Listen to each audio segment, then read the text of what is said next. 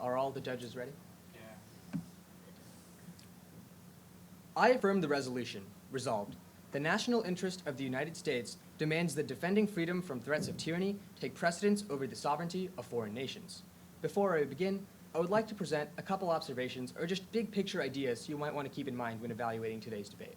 First, the resolution is comparative. As the AF, I'm not saying that the idea of sovereignty is bad or that sovereignty doesn't matter, but rather that the United States should be allowed to intervene in other nations only when it's for the purpose of preventing tyranny or promoting human rights. Second, the negative's burden is to prove that the United States should not intervene to stop global tyranny. Proving that France or the United Nations or some other body should intervene does not deny that the United States might have the same obligation. Thus, my thesis is that while sovereignty is an essential component of global politics, it is secondary to the protection of human rights.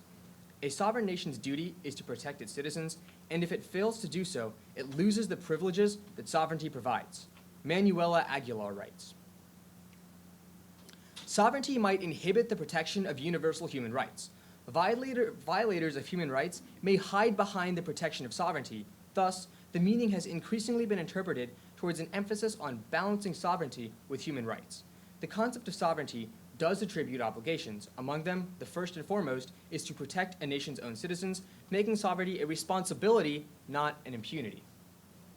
Consequently, when states are unwilling to do so, the international community has a moral right and duty to take over that responsibility since the state forfeited its right to sovereignty.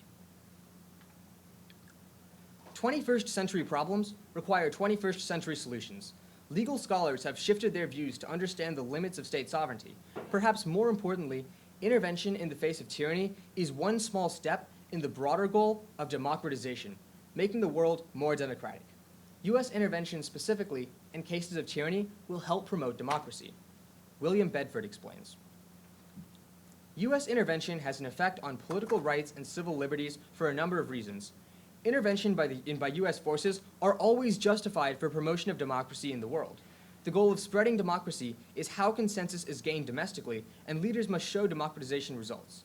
The economic benefits to the U.S. include access to stable markets and for U.S. investment and sustainable growth benefits, including a more stable international community.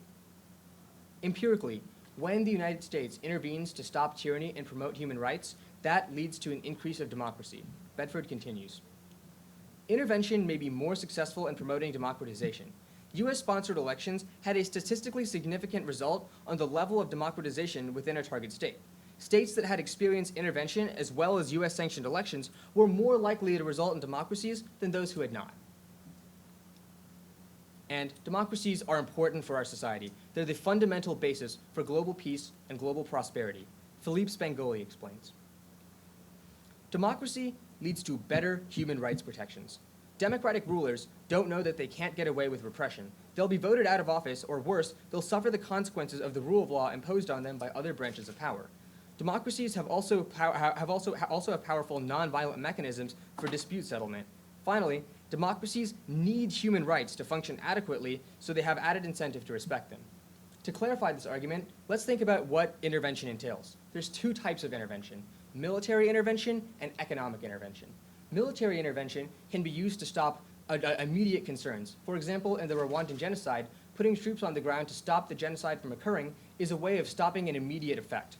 Economic intervention can be used in the long term to gradually make governments transition to democracies from tyrannical governments. So both of these can function as intervention to make the world a better place. Additionally, the data shows that when countries are democracies, we're more likely to have global peace and global prosperity. Lynn Jones explains, there are virtually no historical cases of democracies going to war with one another. Michael Doyle compares all international wars and concludes that constitutionally secure liberal states have yet to engage in war with one another. Most studies of democratic presupposition have argued that democracies enjoy a state of peace with other democracies. Finally, I would like to conclude by drawing a distinction between interference and intervention. While interference might be problematic, intervention is both legally permitted and morally obligatory in the face of human rights violations. Chatham House explains, non-intervention and non-interference seem to be interchangeable, but non-interference suggests a wider prohibition. Interference must be forcible or dictatorial, or otherwise interference is not intervention. International legal limits on a state prohibits dictatorial interference. Therefore, while interference might be bad, intervention is encouraged.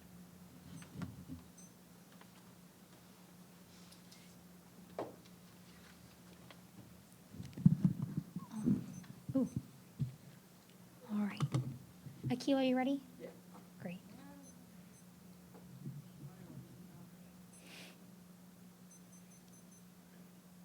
All right, is any of the judges not ready?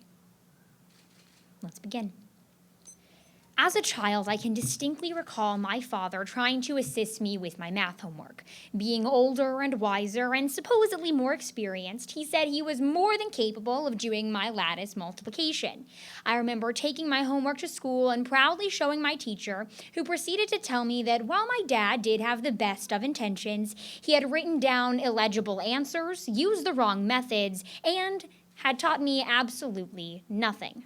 Similarly, oftentimes when the United States takes initiative to do what it perceives to be right, we actually create more problems than we mitigate. Thus, I strongly negate the resolution which states resolved. The national interest of the United States demands that defending freedom from threats of tyranny takes precedence over the sovereignty of foreign nations. This statement is first and foremost based on the premise that removing tyrannical regimes will inherently bring about more freedom or democracy. But in practice, that is simply not true. BBC News in August of 2012 points out that as a society, we've come to believe in a story in which freedom is the natural human condition which only tyrants prevent from enjoying. The reality is that when a tyrant is toppled, we don't know what will come next. The United States has a pattern of using force to remove perceived threats from power, and the resulting issue is a rise of chaos and, in some cases, a reduction in freedom. We've seen this in Libya, where military intervention to overthrow Gaddafi resulted in a fractured region, split into what The Economist calls two rival governments, no functioning national police or army, and an array of militias that terrorized the country's 6 million citizens. Similarly, in Afghanistan and Iraq, while removing the Taliban and Saddam Hussein's leadership respectively, the U.S. has indirectly contributed to the corruption in those two countries. In Afghanistan, a study commissioned by U.S. General Stanley McChrystal in 2009 led to the conclusion that widespread corruption and abuse of power exacerbate and reinforce a culture of impunity. In Iraq, the government has become increasingly authoritarian and is characterized by serious human rights violations and repression of journalists.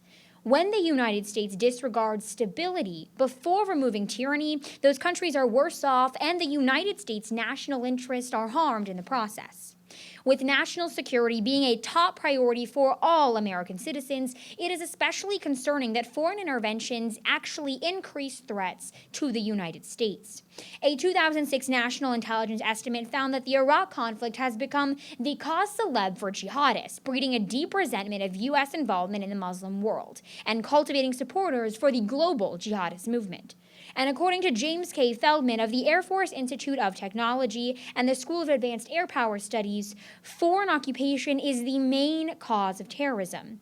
And the Global Terrorism Index, published annually, reported in November of 2014 that fatalities due to terrorism have risen fivefold in the 13 years since the 9/11 attacks, despite the U.S.-led war on terror and the $4.4 trillion spent in Iraq and Afghanistan. But keep in mind, it's not really despite those wars. It's largely because of them. The perception of the United States on a global scale is important in our ability to politically maneuver, but unfortunately, our foreign occupations tend to tarnish our image. The political strains over U.S. interventionist policies have extended even to our democratic allies like Brazil and India. Such declining relationships have negatively impacted our influence in international organizations such as NATO and the UN. For example, when Secretary of State John Kerry flew out to curb the crisis in Ukraine, the world was laughing at the United States when we went out to condemn Putin for violating national sovereignty. And American interventionist policies in the post-9/11 era have cost the United States much political influence and global capital. For example, Iraq absorbed America's attention when it should have been focused on China's emergence as a global power. U.S. violation of foreign nation sovereignty, in fact, contributed to low international approval ratings and allowed international dominance to lean towards China. Our foreign policy decisions have direct and significant consequences on our diplomatic leverage with friends and foes alike. Attempting to defend freedom from threats of tyranny is completely misguided, as it assumes that removing tyranny will instill lasting freedom. That is simply not the case. And this lack of success in struggling regions can harm our national security objectives and our political clout. In order to ensure that our government does not become the overbearing father that attempts to do your math homework, I urge you to negate. Thank you. Okay, I'm going to start.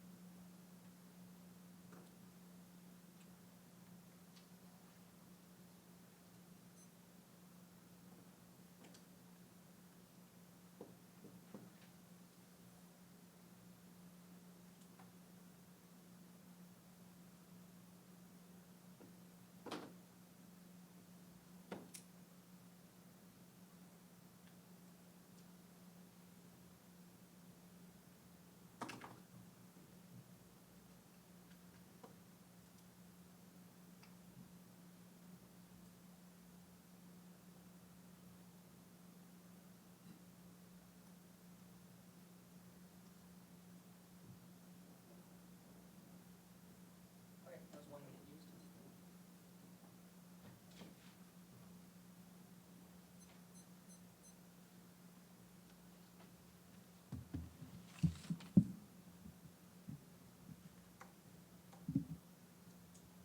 Are all the judges ready? Opponent ready? When evaluating this debate, there's a couple big picture ideas you should keep in mind and questions you should ask yourself when thinking about who wins. First, you should ask yourself, who makes the world a better place, the affirmative debater or the negative debater? On the affirmative side, I've shown how when we have intervention, both militarily and economic intervention, that can make the world better in the short term and the long term. For example, think of situations like Rwanda, where 800,000 people were slaughtered in the country because of a lack of intervention. Most foreign policy experts have agreed, at least after Rwanda, that we should have intervened militarily to stop those events from occurring. In situations like that, in immediate crises, using boots on the ground is a good way to stop them from occurring. But also in the long term, using economic intervention to try to influence nations to become more democratic and become more peaceful is a way of ensuring the world is better off. So if you look at the debate and evaluate who makes the world a better place, a more safe place for people to live in, that's one reason for why you can look to the affirmative. The second big picture voting issue is the negative's vision for the world, while ideally might be good, is short-sighted and misses some of the bigger problems that our global society has. Yes, if everybody respected each other's sovereignty and there was no problems, that would be okay. However, when a country decides to violate the rights of its own citizens by genocide and by violence, those are situations in which we have to be proactive and we have to take a stance against such violence. Not taking a stance shows weakness, and not taking a stance shows complacency and allows that violence to occur. So we should not be short-sighted. We should consider the world for what it is and be proactive in trying to stop global violence. So now, let's address some of my opponent's arguments specifically. The first argument she reads is from BBC News, and it indicates that when we try to intervene in other countries, that doesn't actually work or leads to backlash. However, here's an argument that says the exact opposite. A study by the Stanford University Center for Democracy, Development, and Rule of Law indicates that based on a study of over 165 countries over 30 years, intervention, especially economic intervention, has worked to create peace and create stability in global society. She gives a couple examples of Libya, but that doesn't compare to 165 countries evaluated over such a long period of time. While one source comes from BBC News, the other comes from over 30 qualified authors on a panel discussing democracy promotion and discussing how intervention might be successful. My opponent's next argument is about fatalities, about why we should not go intervene in other countries because that's going to breed terrorism and backlash against the United States. However, there's a couple problems with this. First, her example of Iraq and Afghanistan are not based on the idea that intervention is bad, it's that bad intervention is bad. Iraq and Afghanistan were based on flawed facts and flawed reasoning that we did not know fully until the intervention occurred. That's a problem because if we intervene without knowing all the facts, it'll lead to bad outcomes. But intervention based on the facts, like in genocidal situations, is not a bad thing to do. And second, second is a reiteration of the argument I just made. Even if there might be some problems with intervention, what's better, trying to save people's lives or letting massive amounts of people die at the hands of their own government? And also, third, this argument is talking about military intervention, whereas the AF case talks about both military and economic intervention, both of which, when used together, can make a more global and more peaceful society. Now, my opponent's last argument is that people don't like the United States. That is not true in all instances. If you lived in Rwanda during the Rwandan genocide, you would probably be very, very grateful if the United States or some other country sent troops to stop people from killing you and killing your families and killing your friends. Just because in some situations people might not like US policy, in situations of violence, in atrocities like Rwanda, we shouldn't take a complacent stance, we should take a proactive stance, and thus I urge an affirmative ballot. A little bit of prep time starting.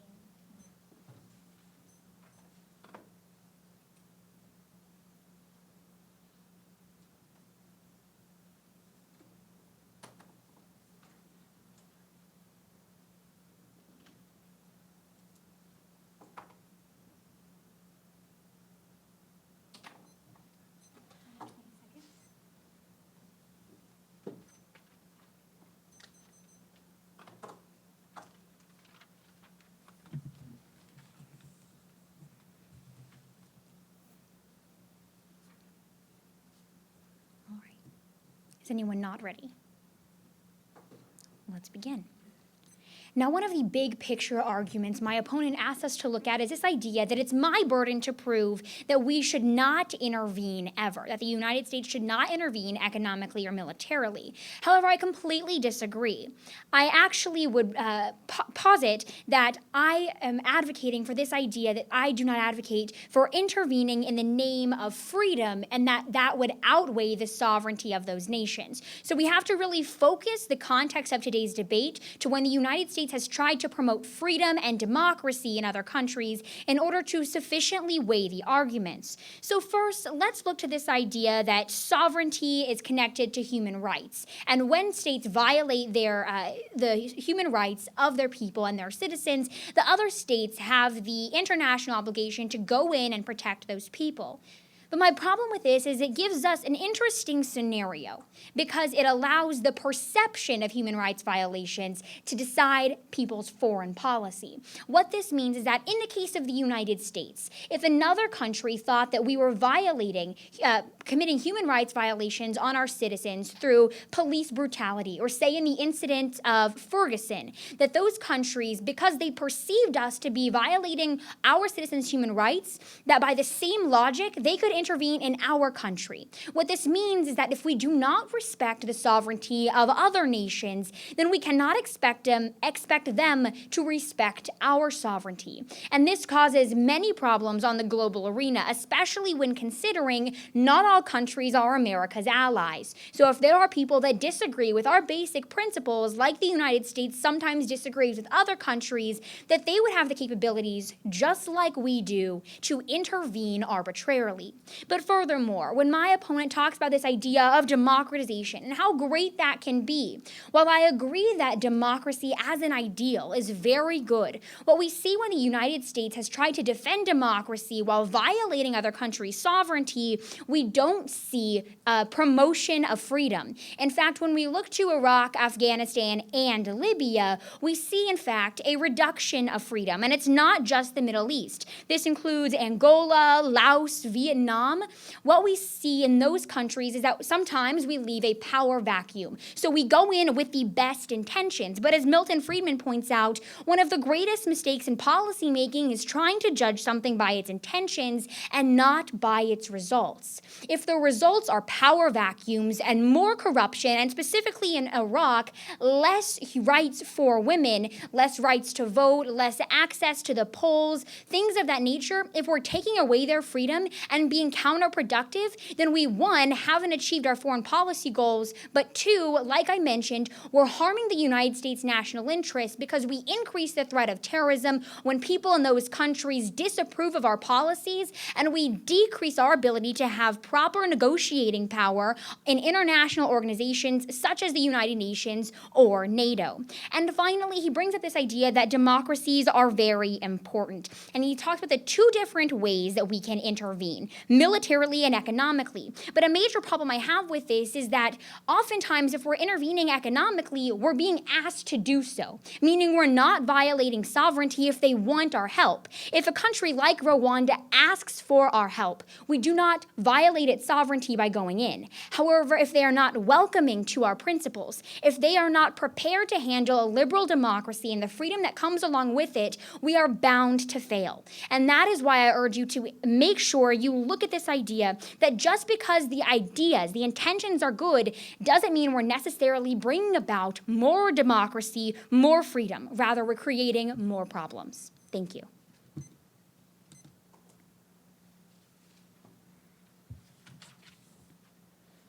Sweet. All right, are you ready for a crossfire? Absolutely. Sweet. Would you like the first question? Absolutely, that would be great. So when you look to this idea of the meta-study of the 165 countries and how economic intervention has been good, could you explain to us how many of those countries were intervened economically by the United States and how many of those countries we were actually violating their sovereignty? Okay, so the study is very, very specific to U.S. aid. I can show it to you during Crossfire or during prep time if you would like. Absolutely. It talks about why U.S. aid specifically in those 165 countries led to increased democratization and decreased violations of human rights.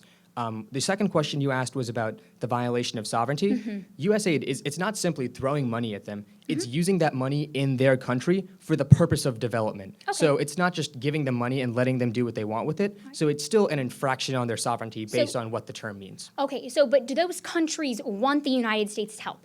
Want the United States' help? Yes. Some might not. The thing is, it evaluates so many countries, it would include both. And it indicates that based on what we know, based on the data, intervening economically especially would promote democracy and would lead to greater human rights protections across the globe. Great. Okay, do you have a question for me? Yes. So on your BBC evidence that you read in the first constructive, are there any qualifications to why this is a good source or how this compares against the evidence from Stanford University? Absolutely. So we should look at not just evidence battles, but what happens when the United States specifically intervenes. And I looked at militarily in the Middle East. So the BBC News talks about how we believe in this idea that just because you topple a regime that we're going to have democracy. But I go on to cite several different sources such as The Economist, a study commissioned by the U.S. General Stanley McChrystal in 2009, and several other global indexes that point to the fact that when we go in militarily, in the name of defending freedom specifically,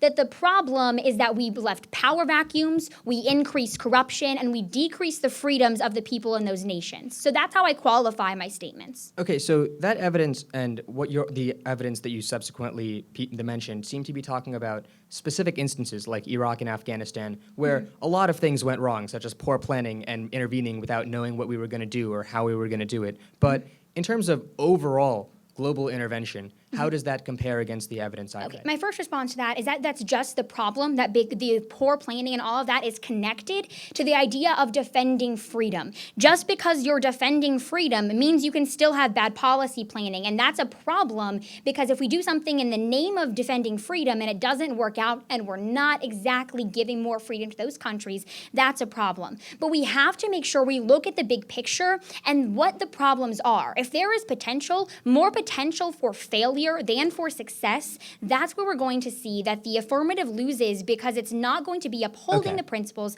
of a liberal democracy. So it's based on more probability for failure than success. The judges mind if I answer? All right, so the specific examples I brought up show the more failure when we've tried to do it in the name of democracy than success.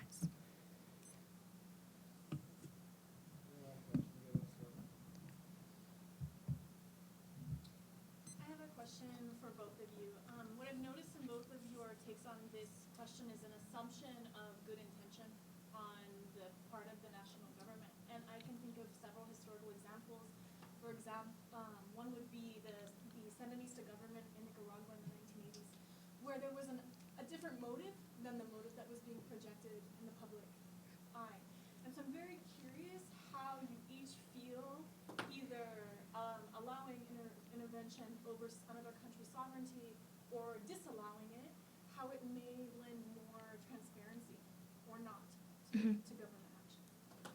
Well, I'll take the first response if that's all right with Go you. for Thank it, you. yeah. Okay, so, and that's a very interesting concept. This idea that what the public is given information about in terms of our justification for intervention is not necessarily what the policy analysts say that is later. And that actually gives a huge problem. If other countries perceive what we're doing to be of specifically just for the United States interest, for our economy or our global standing, that's going to be a big problem if the United States is doing something in the name of defending democracy. But furthermore, what I pose is that when the United States does use the justification, specifically that we're going to take out a regime that is tyrannical and we're going to provide democracy in the region, that we're not seeing success, that we're not seeing more democracy, rather we're seeing a reduction in the liberties and freedoms of those people in those countries. So I see that in terms of transparency is very important in order to have a good view of our government. And when the United States gives different justifications to policymakers than to the public, that poses specific problems that I think are very topical today. Okay, and I both agree and disagree with some parts of that answer. I agree that transparency is very important, and I agree that being open about what our intentions are is important, but inevitably there will be situations like the one you brought up where our intentions might differ from what we actually plan on intending to do. But I think the way to look at it is less based on each individual example and more based on the bigger picture. There are going to be cases in which intervention is flawed or intervention leads to problems like the one you just mentioned, but if we look at the bigger picture of what intervention does to the globe, the evidence seems to indicate that it does make the world a more peaceful and democratic place. Although I do agree that there are instances in which it might not do so, overall it does. I do have a substantive question. Can you give us an example other than Rwanda? Because as you know, and as you stated, we did not get involved in Rwanda. Yes. Can you give an example or re-explain an example of where American intervention was beneficial to the immediate region and to U.S. interests? So I think a good example of this is, especially after World War II in Japan and Germany, the separation of Germany through direct intervention and using intervention to control Japan for a short period of time led to both countries being some of the most prosperous nations we have today. Probably not more prosperous than the United States, but they're both very, very powerful nations relative to their regions, and that's because of U.S. intervention and trying to promote democracy. I'd actually like to comment on that really quick, if you're okay with that. So when we talk about his examples that he brings up, specifically Japan, what we find is that the United States has a continuous presence in Japan. We are still there. We do still have military forces there. And what that means is that since World War II, we've had to remain a constant presence. And even just a few months ago, we gave them the ability to go into other military conflicts. So we're just now relinquishing that power to them. What this means is that we would have to spend all that money and all that time in the country. So it wasn't just a hit and miss or hit and go. It was essentially a continued occupation. I think it's still here today, and that's something I think is important to consider in terms of how long we want to commit and how we want to be viewed by the global community. And do you mind if I just give a quick follow-up comment? Yes. So it is true that we spent a lot of time in Japan, even though it might not have been required to spend all that time, but an interesting and I think important way to think about it is a comparison between Japan after and before World War II. Had we not intervened in Japan and tried to make a democracy, Japan would still probably be in a position like it was before World War II, where it was an empire that did not like the United States and was a threat to United States instances.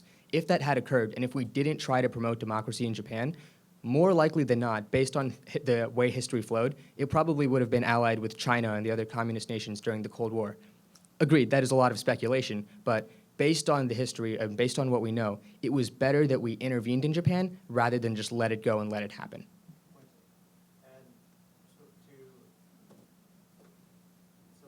to Celise, would you say, because your opponent talked a lot about how human rights plays a lot into the equation of whether or of why getting involved is so important. In the instance of Syria, as you are aware, the civil war happening in Syria, where the government does not want the United States to get involved. Absolutely. However, there is human rights violations going on. Would you say the violation of human rights would justify intervention? And if not, why?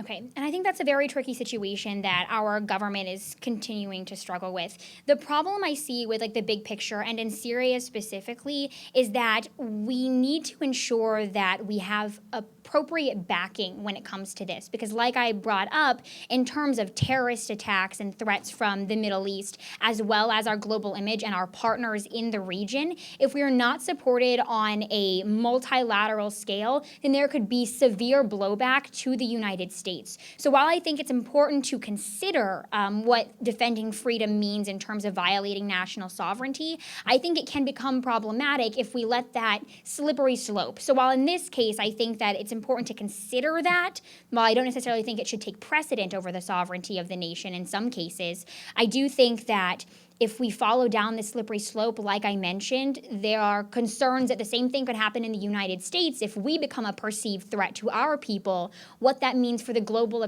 community's reaction to us. And that's where I see the big problem in the future, is that we might do something now and it might be okay. We might succeed in stopping genocide or mass murder. That's possible.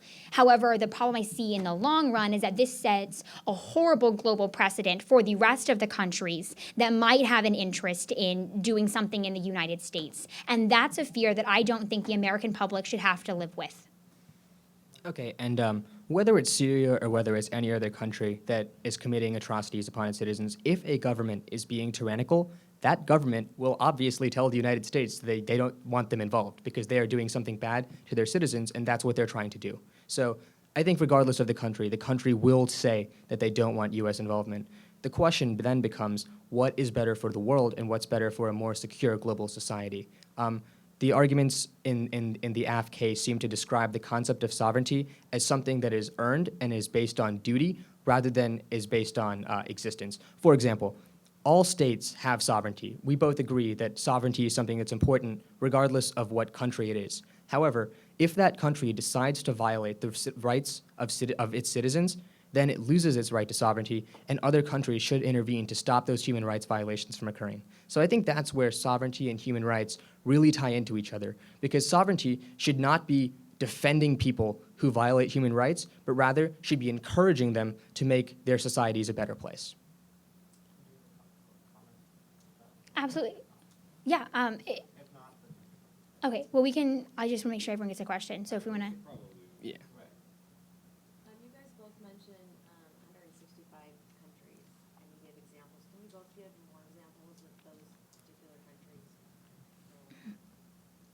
Well, I'll go ahead. I think in addressing his 165 country study, what I brought up was this idea that we weren't necessarily looking at when the United States violated the sovereignty. And I think that's very important because, of course, if someone wants our help and we give it to them, then they're more likely to be prosperous. My problem is with this idea of failed states. So people that definitely don't want us there, and then when we go in to intervene, we make the situation worse rather than better. So the examples I brought up were, of course, in the Middle East, Libya, Afghanistan, Iraq, things I think we're all familiar with in this post-9/11 era. But a few others I brought up were in Angola, Laos, and Vietnam. So when the United States does intervene, not necessarily in the Middle East, but does see problems. So this idea of economic intervention, I think it's very important to clarify that we are not necessarily violating their sovereignty if they want us there. And so when we do this for failed states that definitely don't want us and we see worse results, that's where I think this is problematic. And I disagree with that. So first of all, the study of 165 countries includes most of the countries that you're familiar with, whether it's Egypt, Libya, Syria, Germany, Japan. It includes a lot of countries from the period of 1980 to 2006, I believe. And it evaluates based on how successful our economic intervention was in creating democracies and preventing human rights violations. And so that evidence specifically talks about economic intervention, and what that entails is not only are we giving them money, we are using that money in ways that promotes their development and in ways that makes them more successful democracies. So it is still an infraction of sovereignty. Even though some countries might want us there, I don't believe that's true for most of the countries, because most countries do not want us to have power over what they're doing. The idea of sovereignty itself is based on the claim that states are self-governing and have authority over themselves. So intuitively, I think most states won't want the United States coming in and making decisions for them. We have spent quite a lot of time, so we should probably move on. So, yeah. That's fine. I had 1 minute left, I believe, starting now.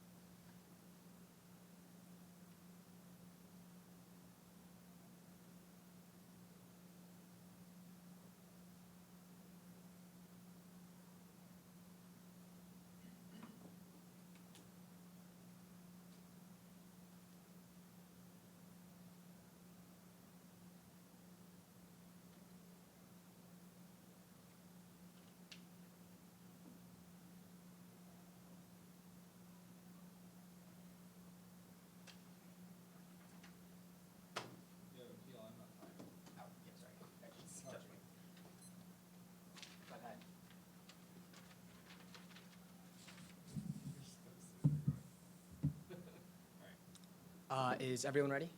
Opponent ready? So again, in the final speech, keep a couple things in mind when making your decision after this debate. First, which side makes the world a better place?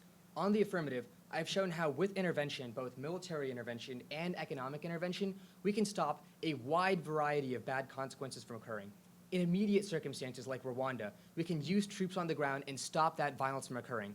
Ask yourself, what other way could we have used to stop Rwanda? We tried peace talks and it didn't work. We sent in UN peacekeepers and that didn't work either. In immediate situations like Rwanda, using military force is the best way to maintain peace.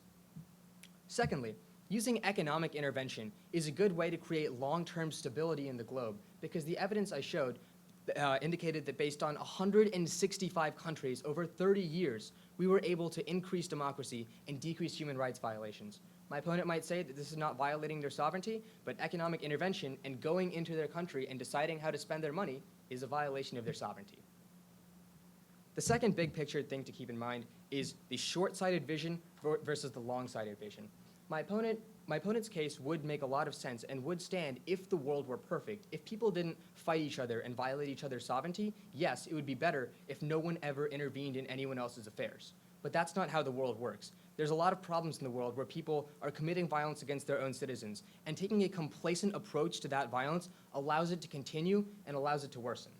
If we don't take a proactive stance against violence and against problems in the global community, they will continue to occur, and there will be no repercussions on the leaders who allow those actions to happen. Sovereignty is not a bad thing. Sovereignty is a very good thing that allows the international community to function. However, it only works as a prohibition on violence. Sovereignty only makes sense if the countries that have sovereignty protect the rights of their citizens. And if they don't do so, we should intervene and we should stop that violence from occurring. Now, let's address a couple of my opponent's arguments. My opponent says we should be focusing on intervention in the face of tyranny, but that's exactly what I'm focusing on. In instances like Rwanda or with tyrannical governments, intervention in those instances will lead to will lead to better human rights and will lead to more peace overall. My opponent makes arguments about terrorism and how people don't like the United States, but ask yourself this: where do terrorists come from and why do terrorists exist? Terrorists come from governments that are not as stable as the United States. That's where most terrorists come from. The problem with this is that if we do intervene and make those countries more democratic, they're more likely to shift to democracies, and therefore we're less likely to have terrorism. So that's another reason for why overall we should try to promote intervention in the face of human rights and promote democracies. Ask yourself, if you were present during the Rwandan genocide and you, your friends, and your family were being tortured and killed at the hands of evil people who wanted nothing but suffering, you would want the United States to intervene. And for these reasons, I urge an affirmative ballot.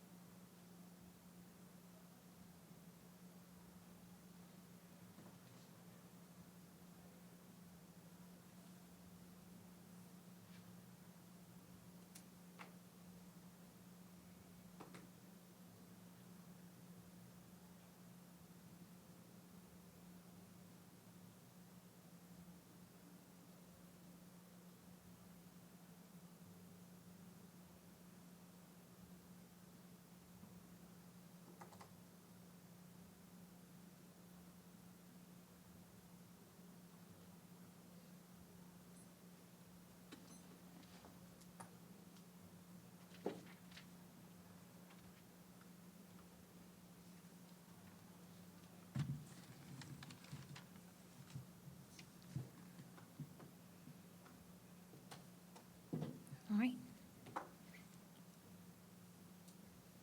Now, Akil comes up here and asks you to weigh the round by looking at this idea of which side is going to make the world a better place. But what this unfortunately does is it shows us or makes us assume that the United States has the capability or is definitely going to make the world a better place when it tries to defend freedom from tyranny. And unfortunately, that's not what we've seen in the past. Overall, I want to make sure and to clarify that I don't advocate for inaction. Rather, I advocate for better action, meaning diplomacy and things of that nature, economic engagement. When those things don't involve the force feeding of a democracy down another country's throat when they don't want it, it can be a good thing. If we do things in other justifications, like we mentioned in the moderator questioning period, things that aren't justified as defending democracy and promoting that in other countries, we can have good outcomes. But what I see and what the examples I brought up specifically do is that they look at countries where the United States tried to defend freedom in the region, but it did so in the face of a tyrannical regime. And that's something that my opponent's evidence and his studies do not do. They do not look specifically at tyrannical regime situations or when the United States violated sovereignty specifically. When we look at those instances, we see awful things. We see an increase of corruption, a decrease in women's rights,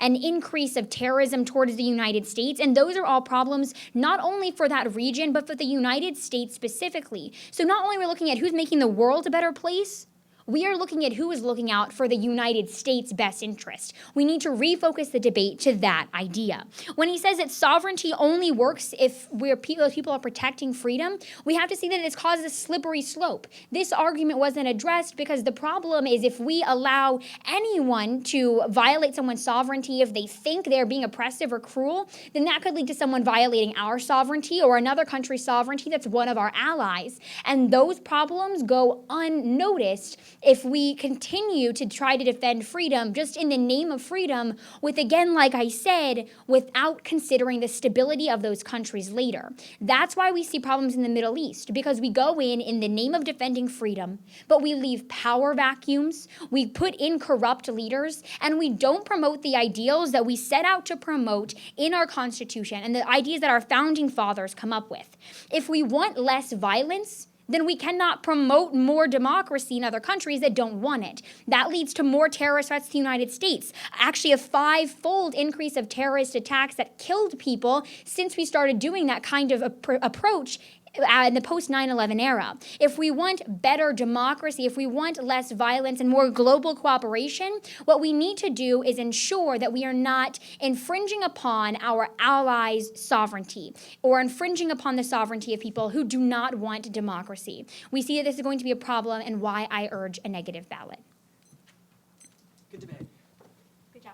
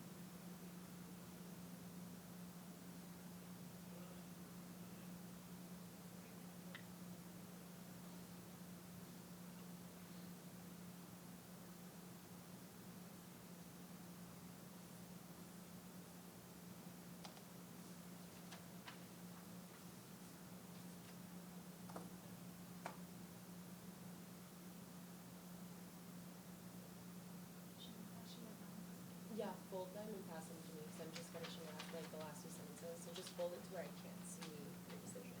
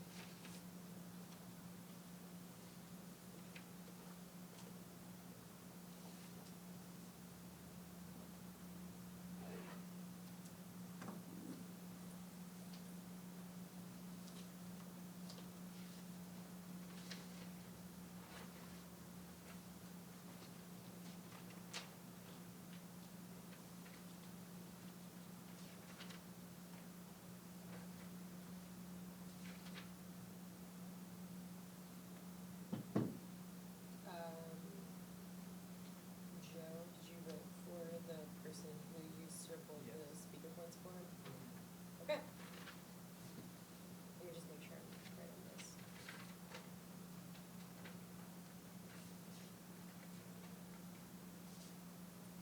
Congratulations to both debaters for making it to the semifinal debate round of the Great Communicators Championship Tournament. Quite a great feat. Good job to both of you. It is a 3-2 decision for the con, which is Talise Massoy. Is that how you say it? Yeah, Nazar, yeah. Congratulations. Thank you very much. So I believe it would be fair if the two people who voted the opposite way start off. Feel free to ask us questions if you would like to. Otherwise, we're available at any time for you afterwards. So the way that I voted and viewed the round was based off of a lot of the arguments coming from the final speech that you gave, Akil. I think that you are on the better side of the debate with your evidence in terms of economic intervention leading to increasing democratic values and decreasing human rights abuses. And he preempts a lot of the responses that you end up making in your final speech. And I never really hear responses to those, not only within that speech, but within the first speech as well. So while I think that there was a lot of really great analysis in your last speech, it was a fantastic speech, it's simply that you do not ever answer any of the responses that he makes on those arguments initially. And a lot of the arguments are, to be honest, quite new. For example, you get up and you say, I am not advocating for inaction, but there are like all these other great ways that we can stop problems. That would be one example. Another is talking for the first time about some arguments that you bring up in your very first speech, all of which, when you concede arguments that he makes and don't even talk about them, make it really hard for me to think that they stand strong in the debate round. So the way that I end up the thing I vote off of was first the economic intervention, the study that we talk about a lot, increasing democratic values and decreasing human rights abuses. The second thing I could potentially vote off of is the argument about terrorism and how it's only, he makes some type of argument about why in your world, when they are not as stable, that's when they're likely to increase terroristic actions. Whereas when we're trying to shift to a democracy, it would probably decrease terrorism. And furthermore, I know that you make a lot of arguments against at least the first one, the economic intervention, saying that they're countries where they were allowed, it wasn't a breach of sovereignty. But he's arguing that in the majority of instances, that was not the case, and that doesn't really matter because in either case, it still led to a positive result. Then I believe your second argument against that was, I don't remember what your second argument against that was. Regardless, your arguments that you make against it, he responds to. There's not really much talked about that. So that's where I end up voting. You can ask questions if you'd like. No, thank you very much for the feedback. That's very helpful. Thank you very much. Yeah, I largely agree substantively with Shania. I think that there's sort of an issue of you in this debate, not really doing a lot of great argument interaction with what Akil is talking about. Specifically, I also agree with Shania that a lot of the responses that come through in the rebuttal speeches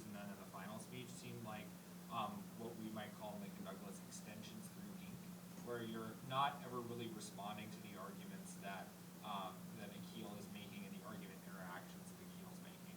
I think that a more robust debate on the question of what sovereignty looked like in terms of a violation of sovereignty could have helped you a lot. I think that Akil's sort of able to extend this argument that economic intervention is a form of violation of sovereignty, which is an argument that I think gives him a lot more ground that you don't necessarily have to give him. And that debate was starting to evolve, and it was even evolving in moderator questions. And then in the last speech, I don't ever hear you really address the nature of that.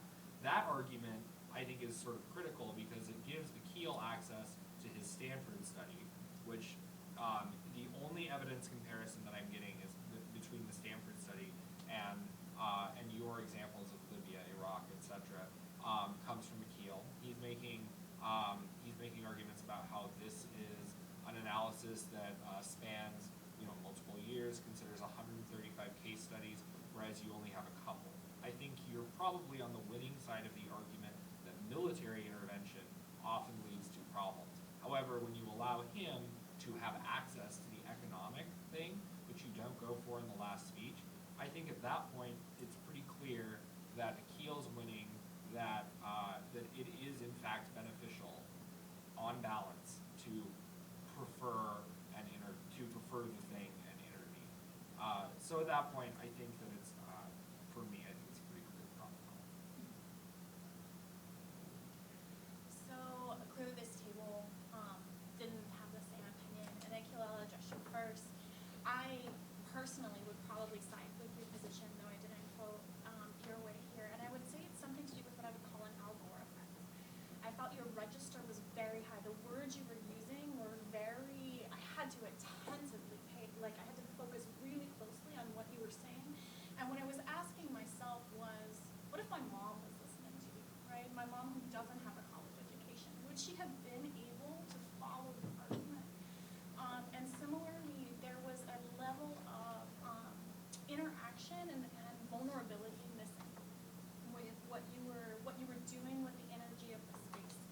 None of that means that what you were, and this is why I'm saying Al Gore, because he's smart, he's brilliant, he knows his facts, but sometimes he doesn't let the audience access them. And I think that it was an issue of access. I couldn't agree more with my colleague here. In regard to I agree, and don't need to reiterate definitely the way it was demonstrated in the articulation of the points. However, I do feel like you didn't address as thoroughly as I would have liked and she repeated the claims on the power vacuums and the threat that comes from that. I mean, as that you did touch on it, I don't feel it was as adequate as it might have otherwise been. In addition, in her rebuttal, I believe, she talked completely about or in my question actually, in response to my question, she talked completely about how multilateral action, or how that's so important. And then in your response to that, there was nothing addressing her, that was her whole thing.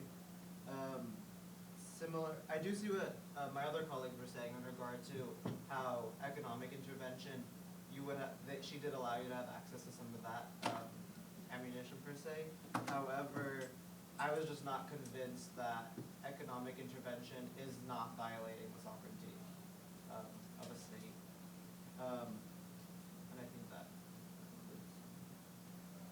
And I would have to agree with my colleagues as well.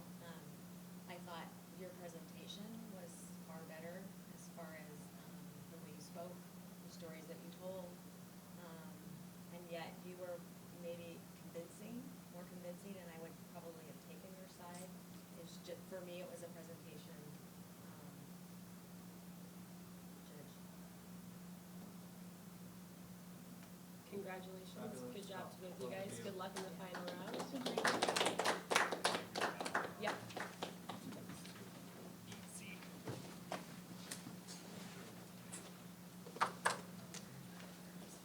I know there's going to be temptation to confer with your